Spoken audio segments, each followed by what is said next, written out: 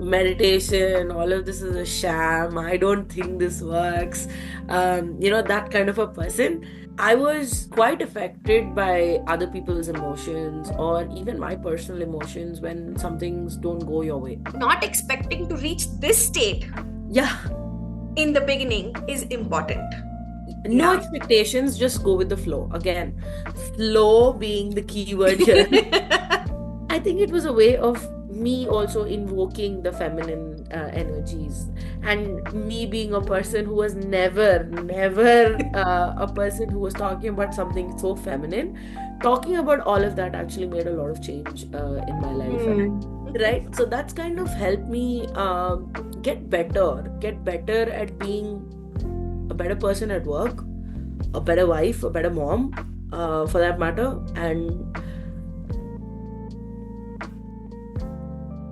Hello and welcome to another new episode of Unaya Stories. Today I have a very close friend who has been in my life for a very long time before she joined Unaya. So we've known each other since we started off our what do you say, professional career way back in 2011 in yeah. Verizon.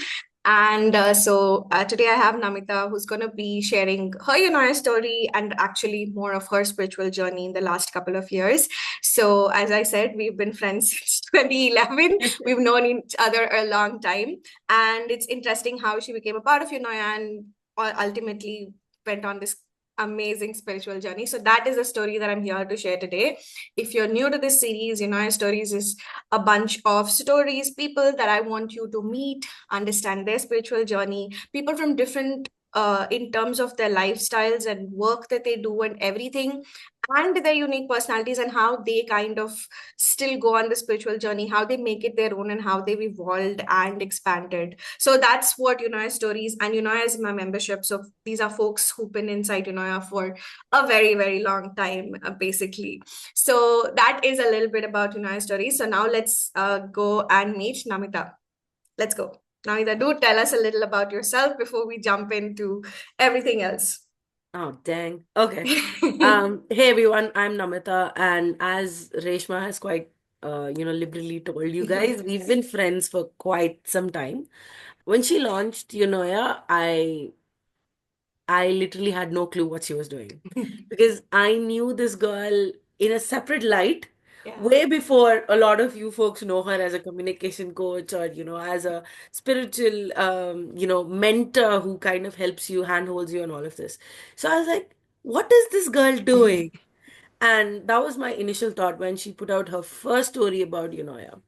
And I was like, for a while, I didn't understand what she was doing. And I was like, caught up in my own, world and all of that. And I was like, okay, I have to talk to this girl once and see what she's up to.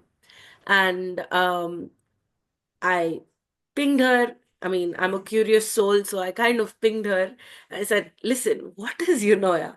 First of all, I didn't know how to pronounce Eunoia. I think I said something very weird. I don't remember it now.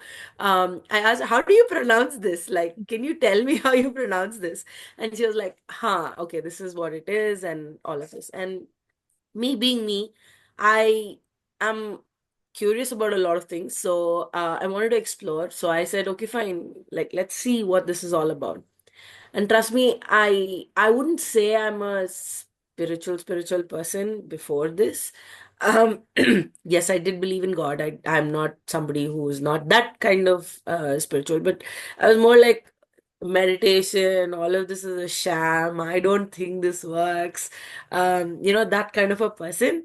And I've always had this thought that whatever that we are saying is like, oh, okay, fine, this is just for the TV, or this is just for this thing, or whatever it is. And I never believed in these gurus or whoever it was.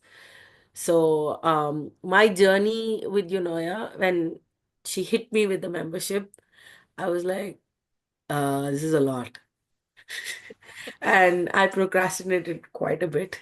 So yeah, that was that. That was me, what, 3 years ago? Two. Two Two. and a half years Huh. ago. Yeah. Huh.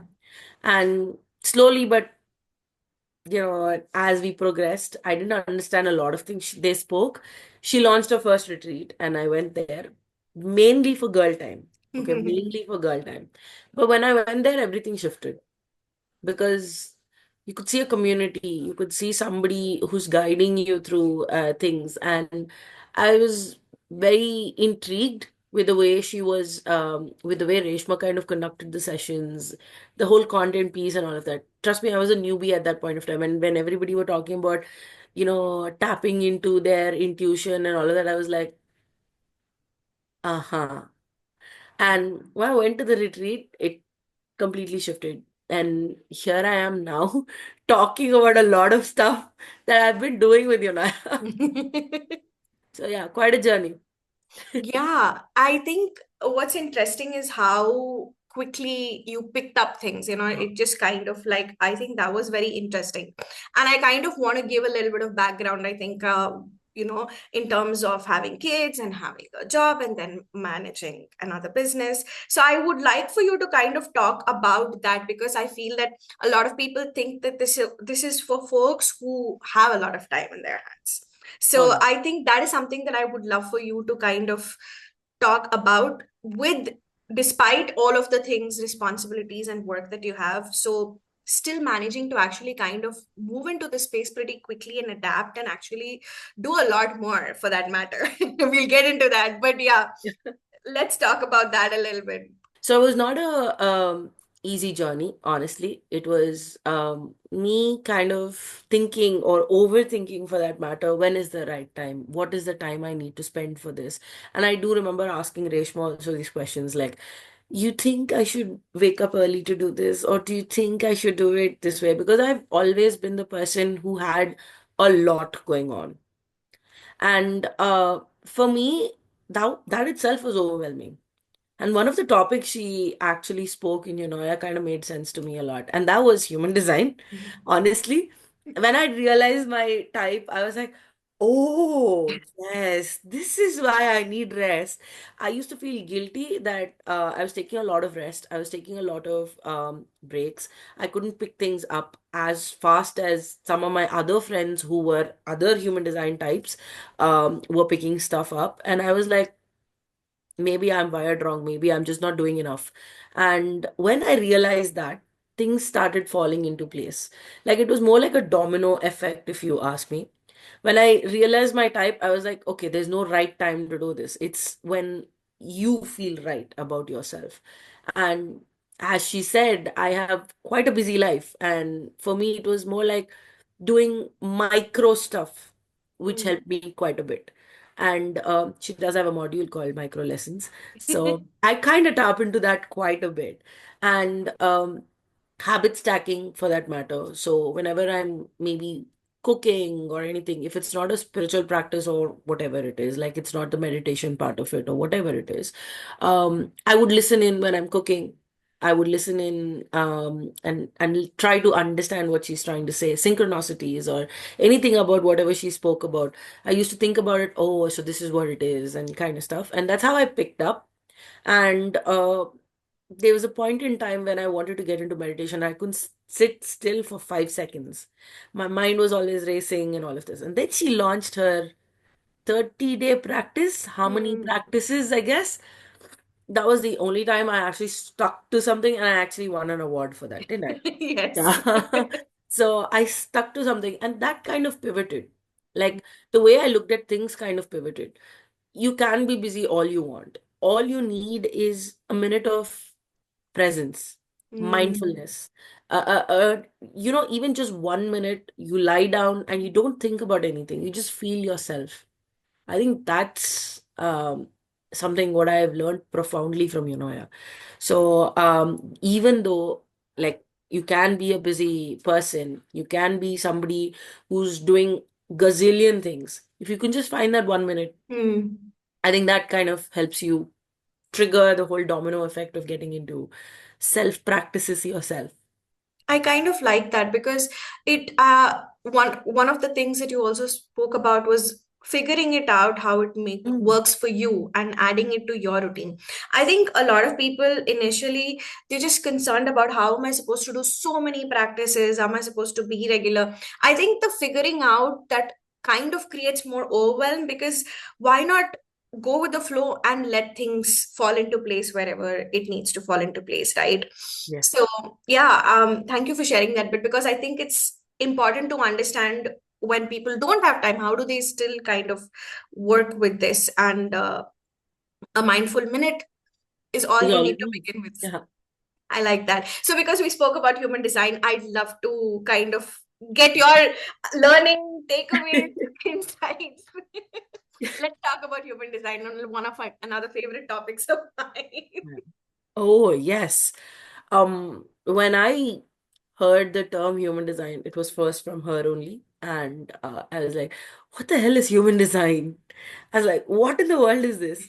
And I was a person who believed in zodiac signs. I was a person who believed in a lot of these, astrology and stuff like that. So I was like, oh, maybe it's another type of astrology or whatever. And when I got to understand human design a little in depth, like all the different types and all of that, and me being one of those types, I was like, oh, it makes a lot of sense. I would still not be called somebody who's like pro at human design, but then I at least understand how I can be myself, don't beat myself about stuff that are not aligned to me, and not feel that, I have to do something that another type does. So I'm more of mindful about what I need to do for myself to be regulated, if I may have to say. And whenever I say regulated, I remember this Iron Man movie. I don't know if you guys watched it or not, where they burn up, right? Like there's this movie, and I would like to quote that what particular thing in when there's a medicine that they give, and if they cannot regulate, they explode. Same thing. And you need to regulate as a person and as per your design. And that's what I've learned first in human design when she introduced it. And later on, another flavor that added in was how I handle the other types. I think that was major for me. And I use human design quite a bit in personal life and professional life because I have to deal with a ton of other people. So understanding their design type kind of helps me figure out what they want or why their nature is like that and how I can help support them. So, considering the fact that I'm in a leadership role in my IT career, where I need to deal with a lot of people, when I understand how I have to work with a particular design type, that gives me clarity or it gives me an edge on how I can, approach sensitive topics or how I can approach work-wise topics or how much I can load them and all of that. That kind of worked wonders for me. Of course, that's the only thing that they also need to be interested in understanding their human design. But then once you get their consent, I think it's great if you can just identify what that human design is and how you can actually work with them. So yeah. It in different aspects, because I think that's the whole point of human design. Is not it helps obviously to understand ourselves, but it actually helps everything around you also. It makes so much more sense. And I feel as projectors we like to know this about people because it helps us help them better. I think with Exactly. projectors, because all of our things that we do is for the other person, like our focus is the other person, it helps us that we can understand others better. I feel that that gives us a lot more insight. And also, I feel that we always have this question about learning to want to figure out people, right? I think that Yeah. definitely helps. Yeah. And being a projector, I'm like, oh, this is why I want to do this. Okay, and now I'm not weird. Exactly. I think it's that that weirdness makes sense rather than I'm not weird. That weirdness makes sense. This Ex- weird, unique thing that I do, it makes so much sense now. Right? Wonderful. So, other than human design, what other topics, practices, or anything that has been very helpful to you on your journey? I think I want to call out one major topic that has helped me, start out on this journey itself, and that's the beginner stack. The I mean, foundations, yeah. as the name suggests, it's like foundations. And I tend to go back to the beginner stack quite a bit because not because I'm a beginner now, but I feel that some of the foundational practices, when you do the stack, it kind of just flows. Yeah. And when you go into the more advanced stacks like self-love, or even what do you call the subconscious stack and all of that, these beginner stack practices actually play a lot of important role in kind of graduating to those levels. And it's okay if you feel that you're getting overwhelmed. Just start with the easiest topics, and that's the beginner stack. And she's given a lot of breaks also in between. So, like, if you're getting overwhelmed, you've got like a break day. Like, don't Mm. overwhelm yourself. Thanks. But then I love doing the beginner stack and goal stack. The other one's the goal stack. Um, Goal stack kind of gives you a clarity on what your actual goal is and what Mm. you need to or how you need to go to achieve that goal. And let's say it's been a revelation for me, because I've been one person who's like, on vision boards, or on other stuff, you think that I need to be this, or this is my future level. Yes, but how do you get there? Mm. Steps need to be outlined. And I love these two stacks the best. And of course, she does a lot of other topics as well, but these are my absolute favorite. It's interesting that you mentioned the beginner and the gold stack. I think this was like way back in 2023, right? Like, oh my God.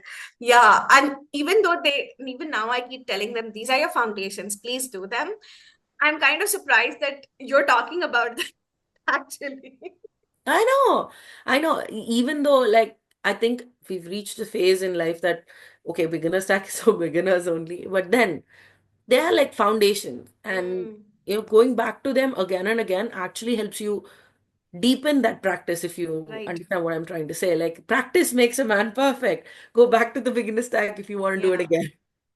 That makes so much sense. I think a lot of times we are always in the hunt for something new to learn, new modality, new thing. Maybe this will fix this particular issue, but I think it's always back to the basics. Like Yeah. the most foundational and the simplest practices can make a world of difference, right? Mm, definitely. Any practice that you follow regularly, irregularly, because again. Irregularly, for sure. Uh, so one thing I try to do a little regularly is raising my energy. Mm, Like, because again, as a projector type, you might feel drained, you might feel a little overwhelmed by your environment as well. And raising my energy, that one meditation, that 10 mm, minute meditation that we have is a game changer for me. Like, I think I mm. have it memorized right now. So I've heard it so many times. When you want to raise your energy, it's so quick. You shift perspectives pretty fast. Hmm. That's one of my absolute favorites. Like, though I use it in times when I really need that quick energy. Hmm. It's like that Gatorade, right? So I feel that that's one meditation that I absolutely say that you should do. Like, Hmm. it helps me quite a bit. Irregularly, I do meditate, I do channel. I know I've done a lot of things with this girl, and whatever program she's launching, I know for a fact that she has me factored in, because I'm going to be there. I literally told her, do you have to even ask? Like, do you need to ask? So I trust whatever she's bringing to the table is absolutely top notch, because she's processed it herself, and then she brings her own flavor to it. So I kind of like that. So irregularly I try to channel, irregularly I try to soul travel, irregularly I try to do a lot of stuff that we've learned over the period of these many years. Hmm. So yeah, I mean, regularly raising energy though. Energy.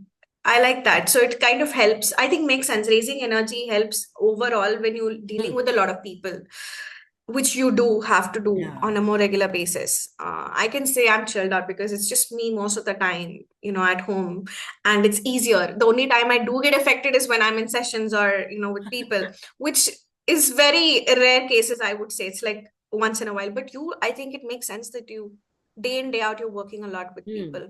Yeah. Yeah. So I think talking about when it comes to people, because you're talking about raising energy, and this is one of the things that I'm, talking to everyone is about emotions and handling emotions and also intuition, that journey of learning to work with emotions and intuition, I think is something that I want every to ask everyone about that and help others understand how it can be really helpful to work on these two aspects. Oh yeah. Um, okay, I'll be very honest. Prior Unoya Namita, like I'm gonna call it that. Maybe Namita PE. So I was quite affected by other people's emotions or even my personal emotions when some things don't go your way, right? And it was typically alarming for me in some situations because I know in the back of my head, I know this is not my emotion, but I'm unable to do anything about it. Hmm. Like, because it used to be like, okay, somebody's having, like, I'll just kind of give you an example. Like, let's say, for example, there is a trigger that triggered me out of the blue. I am shouting at somebody Hmm. and I know it's wrong. I know it's wrong, but I'm unable to stop because I don't know how to process this emotion. Hmm. And the only way that I can get that emotion out of me is by shouting, is by arguing, is by maybe, feeling upset about it and just crying, maybe all of that. But these are all, yes, emotional releases, but then in a more negative Right. sense, right? Like, um, post Eunoia, like once I entered Eunoia, and it took me a time to get through all of these, process my emotions, understand the triggers, understand how I can actually rewire a lot of these things. Um, I'm a huge procrastinator, honestly, and she's done a lot of things for me for procrastination. And but it keeps coming back to these negative emotions, negative scenarios, right? Right now, I'm able to process them a little easier, a little. Hmm. Why am I getting triggered on this particular Hmm. aspect? What is the underlying problem Hmm. that I need to focus on? Yeah. Right. So I think I'm able to discern better. Hmm. It's a practice that you need to build. Again, Yeah. this needs to be a step-by-step approach, and it needs to kind of fester and learn a lot of things to get to a level where you are like unaffected. I'm still affected by a lot of things, but then I know how to handle them now. Hmm. Yeah. And as I've clearly mentioned, I deal with a lot of people professionally, and even in my business, I have to deal with a lot of people and their emotions and all of that. It can get overwhelming. And as a projector type, I'm I'm like triggered every time, right? Like, and if I did not know how to process these emotions, the way I have learned in Yonoya, I don't think I might have been having a mental breakdown, honestly.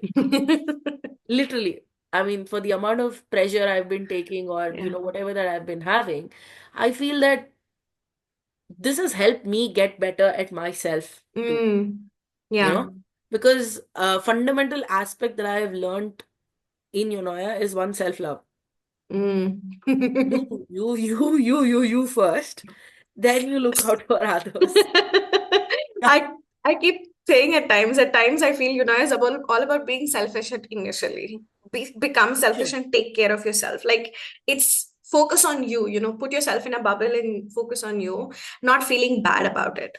And honestly, I love how that this is only directed at women because women are the people who kind of feel that I need Pressure. to be selfless. I need to give, give, give. But no, if you start, draining your power as well, you will not be helpful for the others, for sure. You'll Exactly. only be a burden. Exactly. So, I mean, my other beautiful sisters that we have in this community, I'm telling you, each one of us have their own journey, and each one of us have their own, baggage that we came with. Yeah. And through self-love, through being selfish, we've learned like literally how to let go of that baggage, discern this is not baggage, this is something I'm unnecessarily carrying. Exactly. So, I think that's one thing. Eunoia Eunoia has definitely helped me in that kind of a way, and all of my other folks in the community. I think they can also vouch for this. Um, so yeah, and what you said, absolutely right. You have to be selfish in order to take care of yourself first, and only when you take care of yourself will you be able to help Yeah. others and get that notion of, being there as a woman to kind of selflessly be there for everyone. No, it's Yeah, not gonna happen. exactly. It doesn't help because it's like we're wired in that way that we need to do everything. You work, you take care of the house, you take care of all of the responsibilities, and you're just giving, giving, giving, giving Hmm. constantly, and you burn out, right? Irrespective of whether you have the energy or not, Hmm. based on human design. I feel we're all wired to kind of like do that. So how do you be selfish first and take care of yourself is an important aspect, I feel, in this journey. I think it all starts with, again, self love is such a huge and important part of it. I like that. Would love to hear about your journey with intuition as well, because I think that, like I said, another important piece is when it comes to. Yeah. So intuition, initially when I started out with, yeah, I was like, okay, intuition, fine, gut feeling. My number one, memory or core thing that I had in my mind was intuition is core, like, gut feeling. Fine. Hmm. And when I started doing a lot of these meditation practices and stuff, I used to get a lot of nudges, as in, you need to do this, you need to do this. And I was like, how do I know this is the right thing? Like, I Yeah. I don't know. And when in so the first aspect that I was talking about human design, I knew that I had an undefined sacral response. So I was like, do I listen to my gut? Do I not listen to my gut? What do I do? Right? So I was confused for a minute there, like for a few months, I can say. But it started getting stronger. Like you tapping into what you feel is right for you. I think that's a better way of putting intuition Hmm. rather than seeing a gut response, because sometimes your gut does not respond. Yeah. So at that point of time, it's more like what is right for you in that moment. Do you feel it's right for you? Do it. It's Hmm. a mistake. Yes, it's a mistake. If it's not a mistake, it's a learning, Yes. right? So I kind of went through that journey on my own, and over the year, like over these 2 years, I think when I was channeling intuitive messages, intuitive, and I think one tool that we got introduced to in Unoya when we were tapping into intuitions also was the oracle cards. Hmm. Yeah. Those were like game changer for me, at least because at least I could make sense of the messages that were coming in and Hmm. how I felt about that message, right? So those were something that I kind of developed over the years for intuition perspective. And then as we started doing 5D, as we started doing the other stuff that I was doing, I think the clairs kind of got heightened a little, Hmm. and I'm able to. It was always a message. It was always a Hmm. message for me, and then now I can see, I can kind of Hmm. understand what they want me to do. So I think that's how I've kind of honed the intuition. Again, everyone might have their own journey. Mine Yes. took a little longer because I was a lot involved in haphazard nature. Like I used to do stuff only for this thing and, maybe work on a stack or something like that. But then when I started doing it regularly, like um doing the daily energy time, right? Like even then, if you just like spend 5 minutes, you get intuitive messages, intuitive hits. Even Yeah. when you want to like set an intention, so we have these in the Facebook group, I believe you send these 1111 messages, and also the starting of the week, you say, Yes. set your intention for the week and all of this. Like initially, it used to be all, okay, goal oriented. I want to be this, I want to be that, and all. Now it's more like, what do I want to do internally? Like, what is the Hmm. intuitive response to this? Hmm. So it's evolved, I can say, and everybody's going to have their own journey with intuition, I believe. Absolutely. I'm still honing on it, but yeah, it's better Hmm. than before. I I think what was interesting was the fact that you kind of have these questions. Do I listen? Do I not listen? But that the fact that you said, right, it is about giving it a shot and seeing how it goes. If it's right, it's right. If it's wrong, it's a lesson. And I think this is where a lot of us struggle with listening to intuitive messages that we receive, because we want every choice to be right. Hmm. And that what trips us up, I feel. Like when you understand that there are no right and wrong decisions, it's just a choice that you're making, and you learn with every choice that you make. And I also think as you keep going with it, you start honing your intuition also more, because it builds that relationship with your inner wisdom. Let's call it inner wisdom Yes, rather than intuition, right? I've started using that term a lot more. Inner wisdom makes more sense. I feel it encompasses all of it, whether exactly. it's gut or anything else. Exactly. So I guess everybody has their own way of tapping into their own wisdom. So Yes. it's just the fact that you don't feel that every choice you make has to be a right choice. And Hmm. you don't beat yourself up Yeah. if it's wrong. Exactly. You're going to learn from it. Everything is there to every step that you take in life, you're going to be learning so many things. So I think being open to that learning is the more important part, rather than trying to be right all the time. For sure. So, other than all of these topics, human design and intuition and emotions, and also I think we spoke about stacks and everything. What is a topic or any other practice that has been that kind of like made you stop and see, okay, I have come a long way, just that realization that Hmm. I have changed so much. I guess the practice of meditation itself is something that I can talk about because Mm. I think earlier on in the call I told you I couldn't sit still for 5 seconds. Like I couldn't sit and do something for like 5 seconds without my brain running off in 100 different directions. Now I can effortlessly sit for like what, 20, 40, 50 minutes if I'm in a good mood. Yeah, and I don't have things lined up. Um, I, I think the practice itself, like I think I've spoken to this to a lot of folks in the community as well. Like, in fact, I keep telling my husband also the same thing. I can sit still and just be in that moment Mm. and visualize whatever is happening. I love guided visualizations, by the way, and they were my cheat sheet into meditation. And I know for a fact that even during the simple harmony practices, I used music and all of that to get into the zone. But now, even without music, I can like sit still and just hone into like Yeah, that one aspect. When I look back, right, like 2 years ago, for a person who couldn't sit still for like 5 seconds, and now who can effortlessly sit and be in the moment, calm themselves down, think about it from a wider perspective, that itself is a game changer. I'm yeah. like, whoa, past me would be like, what the hell is this girl doing?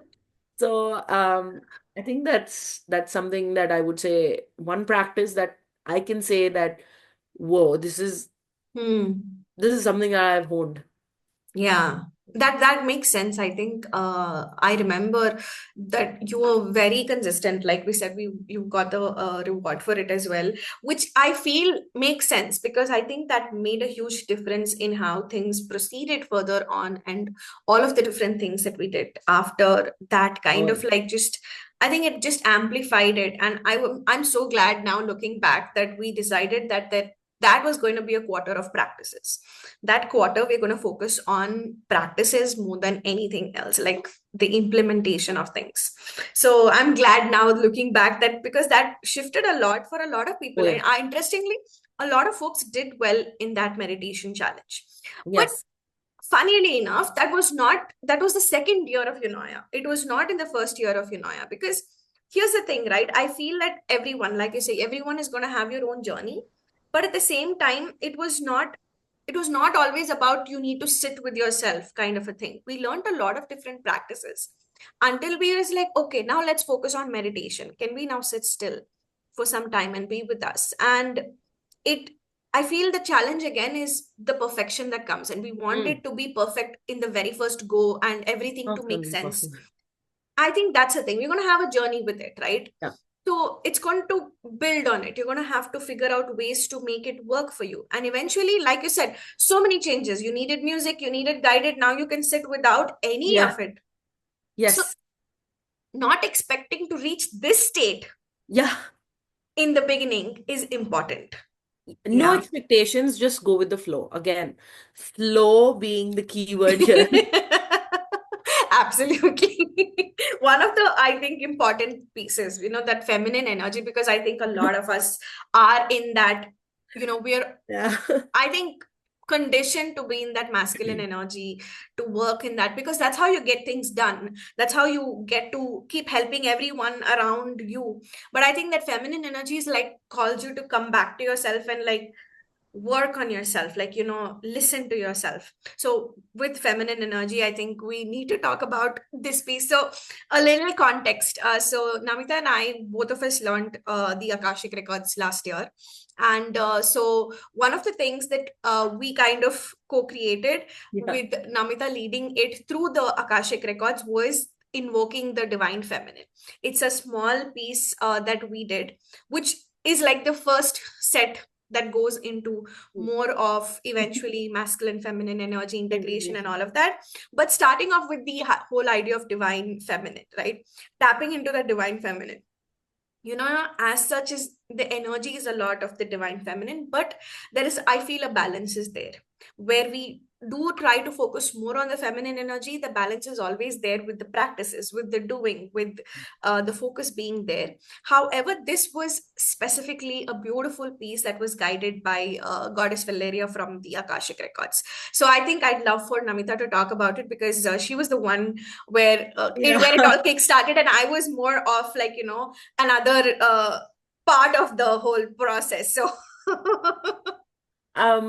So Um, yeah, again, to tap into the context, like we both learned the Akashic records last year in 2024. And there was, so I've actually channeled one of the forgotten goddesses. Her name's Valeria, and she kind of guided this whole piece that had to come in. And as she rightly said, and she wanted us to do it during the heightened time of Durga Puja, because that was a time when feminine yeah, energy was at its peak. And the whole idea came together like just like that. I mean, it was so it made sense in a lot of different aspects. I feel that the hustle culture that we have built, and throughout social media, throughout your career, your conditioning in your mind, you have to work hard, you have to do this, you have to do this. I think that's great, you have to do it, but not to an extent where you forget your whole piece of a yeah, femininity that you enjoy. There has to be a yin and a yang, okay? And if you forget the second half, it's just going to be out of balance. And when you tap into the feminine energy, which I think is a theme for Eunoia as well for us, to yeah. be in the flow, to let it be. Like Hmm. you attract, you don't push, Yeah, right? force. There's no force. There's no force. This is a lot of attraction. And I think the energy of Eunoia has also been feminine from the start, for that Yeah. matter. Because Reshma's never pushed like, this is the course you need to be in. No. This was more like, if you need to be there, you will be there. Yeah. And I think that's what it was. And it gave a good platform for people in Eunoia. We launched it for everybody, but then primarily the folks that came in were the Eunoia folks who wanted to tap into their feminine energies. So over the course of 9 days, right, Hmm. and we had an opening session, and then we tapped into each of the archetypes that we Yeah. were having, and practices that we built for the archetypes. Like we had a lot of introspective journaling being done, and towards the end we tried to integrate the queen. And again, it's a journey that everybody will take when the time is. Yeah. So it's one of those 5D magic stuff that we have. And Yeah. it was guided completely by Goddess Valeria, and she was there every step of the way. And trust me, it was my first time doing something so spiritual. And I was like, I know I was pinging Reshma. I was like, do you think I should do this? Like, maybe you should just take the charge of it. And she's like, nope, it's you. It's you. And I was like, excuse me, I don't know what to do with this. So it was like that. But then it was channeled so right, and Yeah. it was, I think it was a way of me also invoking the feminine energies, and me being a person who was never a person who was talking about something so feminine. Talking about all of that actually made a lot of change in my life, and Hmm. integrating a lot of these archetypes. Yeah. That was pivotal for me also. Yeah, I think one of the interesting parts, like as I said, I was one of the pieces there, but the main part was Namita with Goddess Valeria. What's the interesting? I love archetypal kind of information at any given point. I think it helps us see ourselves in different lights. Like archetypes, basically, in simple words, is just a part of you seen in a different perspective, right? Like you have the soul is what sum of multiple parts. So you have the father, you have the mother, you have the child, you have the king, you have the queen. So you have all of these archetypes. Maybe some are in, dominant, some are hidden, some are unhealed, some need a lot of work, some are too conditioned. So these feminine archetypes, the seven feminine archetypes that we have inside this particular piece, they kind of help you tap into those aspects of you. And this is not something you do in just 7 days. We Yeah. did this because it was us putting out the information, or rather Namita sharing all of these pieces. But this journey of working with the feminine archetypes might actually take you months or years, you never know, because it's when the time is right to work with each and every archetype. It's a simple program. If you look at it, it has very basic practices like the journaling and then the play dates, which are fun. So the combination of all of this and understanding the archetypes, but it's more about how you work on strengthening all of those archetypes Mm. and then ultimately integrating that queen archetype, right? Which will then eventually help you with bringing about the balance of the masculine feminine energy. And I think for anyone who's in that heavy masculine energy, this is a very good piece to also start working with. If you do not know any where to begin, I think you can definitely try the invoking the divine feminine. It's simple, it's also fun, and it kind of gives you a lot of like, I think a lot of insights about your own journey and everything. So that is something I know that Namita, we have that, I think. But anything else that you want to share, Namita, with respect to the work that you're doing or anything else other than this? So I did do the inner child sessions for a few of those folks. But right now I think I'm honing my skills with the Akashic as well. The Akashic records have been transformational, to say the least. Uh, they have been the guiding source for opening up a lot of things, and I think I'm trying to accept the fact that I am putting something out there, even spiritually, though I can talk about the logician and the magician session that we've had with Reshma also. I was extremely in the logical sides. Like I need data. I need to show something and I need this to be true. So my business is also built on logic. So I was like, when for the Akashic records, when looking at something that is so magical, so radical for that matter, I'm like, do you think I should do this? Like, do I have to do this? I have moments of my own self-doubt as well. So trying to work with, yeah, Mm, 5D, with getting better at accepting mm. that I can do something different as well. So yeah, I mean, there are tons in the making, but I'm not actively Yeah. doing anything. Hopefully 2025 is the year for that. So Absolutely. I think that's like another journey that you take. yeah. I had that as well. Am I this person who's supposed to be doing this kind of stuff, to go from being a communication coach? Again, not very spiritual. It's a very technical kind of a thing in a way, if you see it. Yours is more technical with business analysis, but but you get the idea, right? Like to go from there to thinking, can I actually do something? Exactly. But honestly, the journey has been crazy, and I'm like, I don't think I can perceive of what I'm Yeah, doing right for now. sure. Right, For like the sure. crazy stuff that we are coming up with, but I think that's the journey, and you go along that journey. So I'm in that sense, then I think I'm looking forward to you doing more amazing stuff this year and honing Trust. that aspect of you, right? I think there's a lot that you can offer. So to kind of close, just I have a couple more questions, one being the impact of this spiritual journey in parts of your life, and how has that impacted and made a difference, whether it's personal or professional, family, and all of that? So I think prior, yeah, as I told earlier as well, I used to get triggered by everything, and I did not understand a lot of the root causes of why I was getting triggered on a particular thing, or why a particular person was behaving that way, or anything of that sort. Like all the practices, all the content we have in Yonoya actually made a lot of sense when you look at it from a macro lens, right? Yeah.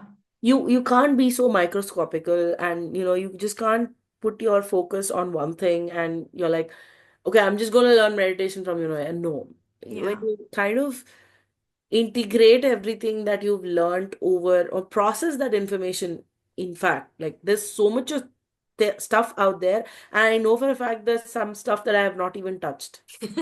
Example, the neuroplasticity tools, like I don't even know if I've touched everything, or I've just learned like a few bits and pieces there. And I always go back to those lessons, because there are times, as I said, I was a huge procrastinator, and there are times when procrastination gets the best out of me, and I'm like, no, I can't do this, I don't think I should do this, why should I do this? And you redirect, you rewire, right? Yeah. When you know that, oh, you're going down the rabbit hole, stop, no, Yeah. go back, right? So that's kind of helped me get better at being a better person at work, a better wife, a better mom, for that matter, and understand, and not actually, take it with you, or take these triggers Hmm. and let it pass through the whole, maybe a period of days or period of months with you. No, you just let go. I think one Hmm. important practice I would like to recommend everyone do is letting go. He talks about it quite a bit. So letting go, I didn't understand the concept. I was like, how am I supposed to let go? And when you go there, you get there, you typically understand that, oh, this is what it means by letting go.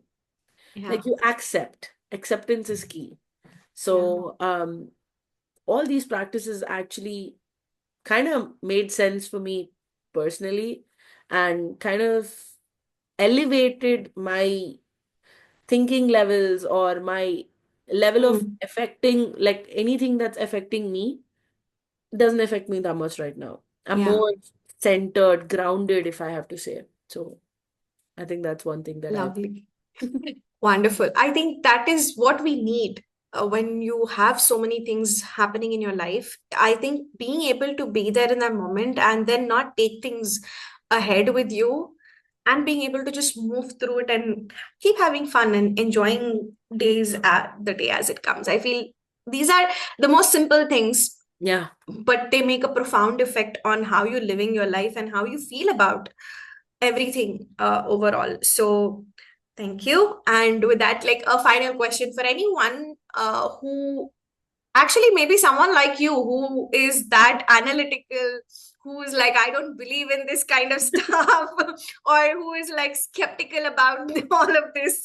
For someone like that, what would you say? Not specific to Unaya, because that's not my focus of people, because I think it's more about the spiritual journey itself. I want people to understand, or maybe get more people to start working on this aspect of their life, not from a Unaya perspective, but what would you say to that kind of a person?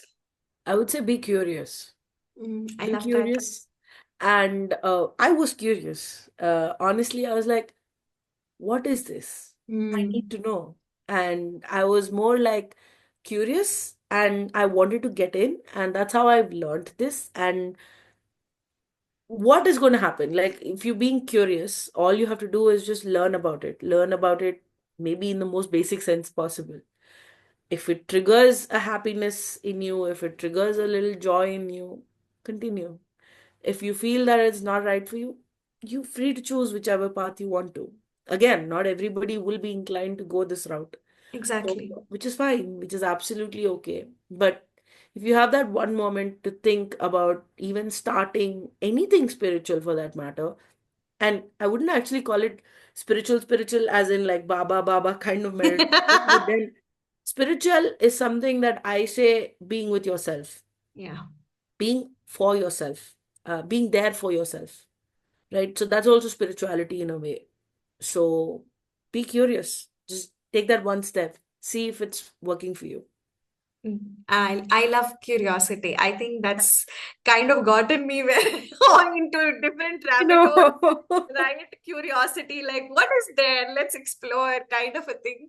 But it's such a good thing to be curious, because I feel that adds more fun in your life, or more perspectives, more flavors. Like you have that willingness to explore For and sure. not be like, oh, this has to be it. Yeah. That is never a good start to anything for that I matter. mean, where is the fun in, just knowing everything beforehand itself? Like, what if you're Exactly. curious, you learn something new, you take a new path? Exactly. You never know. You know what? Now I feel called to tell you, take that curious path yourself for this journey that you have ahead of you. See, I think we I always know. have something that comes It's back to us. that's Oh yeah, for sure. I'm like, I know for a fact I will get there, but Yeah. Keep the I'm curiosity waiting. going, maybe. Yeah, I'm waiting for that time to be there. But I guess being curious will help me get there as well. Yeah. It's just that, like, I think small steps, being curious, let's explore kind of an energy is always amazing to begin with, right? Wonderful. I absolutely loved. I think, see, we do talk a lot, we do chat a lot, but I didn't know that you still go back to so many of these pieces. This has been interesting for me while I'm conducting these amazing interviews. You guys actually still use this content so much, and I'm like, oh, really? Whereas I keep thinking, No, we do. We do. I'm happy to hear that. Like, I've forgotten all of this stuff because there's so much of stuff that we've done in 2 years. I've forgotten so many things, but I'm happy to see that, it's still all very, very useful and helpful. So that has been interesting for me to know. So thank you so much for sharing your journey, this whole piece and all of your experiences and everything. So I think it'll be helpful for someone who, Hopefully, has, yeah. I'm sure, because if it's not about, like, you're taking something, but even a small shift in the way that you think, a small perspective that you've received can also make a difference. So I'm sure that this piece might definitely help in that way. So thank you so much for, uh, you know, doing this. Finally, we got to do this Finally, after. we've done this. Yeah, we've been trying to do this for 2 weeks and we got to it finally. So I'm glad that we did. Thank you so much. Anything else you'd like to share before we close? I think this is the only formal thing that we have done so seriously Yeah. because, yeah, none of us are, both of us are these. You can say we love fun a little more than Yeah. serious. So, yeah, I mean, final words, I would say like just take a step. I mean, Hmm. yeah. Just have fun. Just Have don't take it fun. so seriously, I think. Don't be so serious, just have fun. Channeling my inner K-pop. Oh God. Oh, okay. That I think, which means we're ready to wrap up. So thank you so much if you watched with us until the end. And again, while this is not about actively promoting Anaya, but if this is a space that you feel called to, like you say, you're curious, and then definitely do check this out. And also, if feminine energy is what is calling you, that feminine wisdom, do check out Invoking the Divine Feminine. All the links will be down in the description. So thank you for being here with us. Maybe there'll be another, story sometime soon. I'll see you guys later.